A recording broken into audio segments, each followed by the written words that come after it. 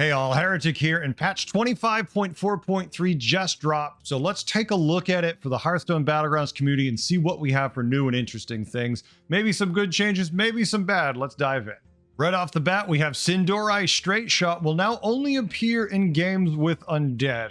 I'm not sure how I feel about this change. Now, obviously, the Sindori was a great use at stopping Reborn minions and just negating some of their effect, but it also is pretty good at shutting down some beast boards. You know, maybe you're fighting the person who's got the giant impulsive trickster, been buffed to no end. It was kind of nice to take the taunt off that thing since the Sindori was never going to kill it.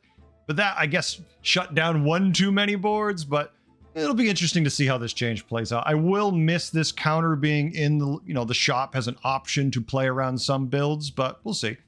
Next, we have the return of an old favorite. Archdruid Hamuul is only going to be in temporarily until patch 25.6, so it looks like it'll survive a couple minor updates, but the next bigger one, it's going to be on the way out. But Hamuul has an interesting power. Tier 6, 4/4, Battle Cry, Refresh Bob's Tavern with minions of the most common type.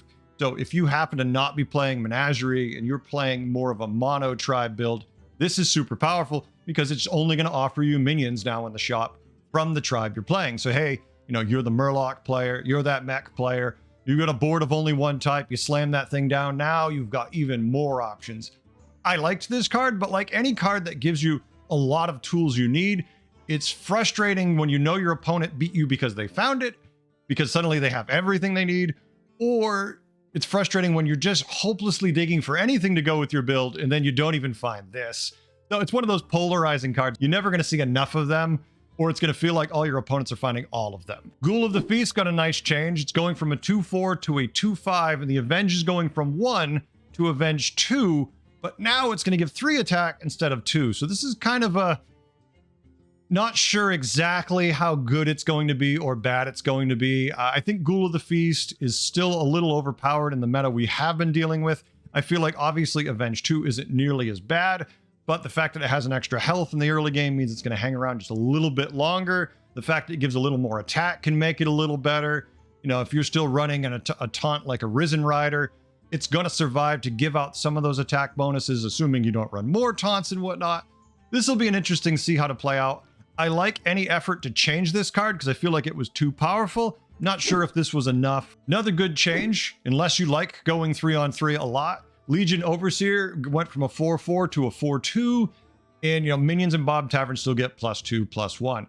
This is one of those minions you always wanted to go to tier 3/4, and if you found it, you felt great. It's not a huge change. It's still buffing the shop pretty well. It's just not going to be having as much survivability. I feel like that's not a bad thing. The fact that it gives 2/1 to every minion in the shop and itself lost 2 health isn't too horrible. We've already seen the meta where everybody wanted this thing, so let's try to tone down its presence, or at least make it a little more punishing when you take it on turn 4. Chronormu, I think this is another of these band-aid type fixes, minions they might want to remove or completely redo the tribe. So they're just kind of changing a bit, short of taking it out. Making it go from a 4/4 to a 6/6 doesn't really matter. Making it tier 5 instead of tier 4 is a pretty good change because it does mean there's less in the pool, but it just means they're still going to be impactful when they're found. But I mean, it does mean there are less, so that is a good thing.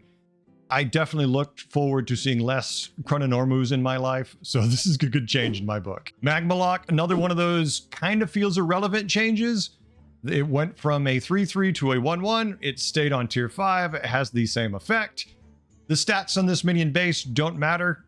It's what it becomes quickly within 2 or 3 turns of you cycling cards. Heaven forbid you have a brand. You find a lot of patient scouts. This thing gets insane quick. I don't feel like this is a huge difficult card to deal with though typically, but at the same time, when you lose to it, it is frustrating because it's usually 2 of them and a Master of Realities, and they snowball out of control and there's nothing you can do. I still feel like that potential hasn't been changed at all. This is just the person who has one of these is going to be 2 health, 2 attack smaller. Vanessa Vancleef got a little change, went from a 3/7 to a 3/4.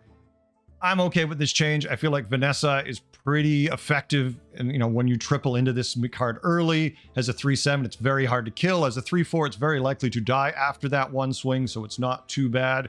Before, it was very frustrating. If you could get Wind Fury Naga buff on this thing, it was a 5/9 on the first turn you played it. That was ridiculous. It would swing twice, buff your pirates twice. This is a lot better, I feel like, stat-wise.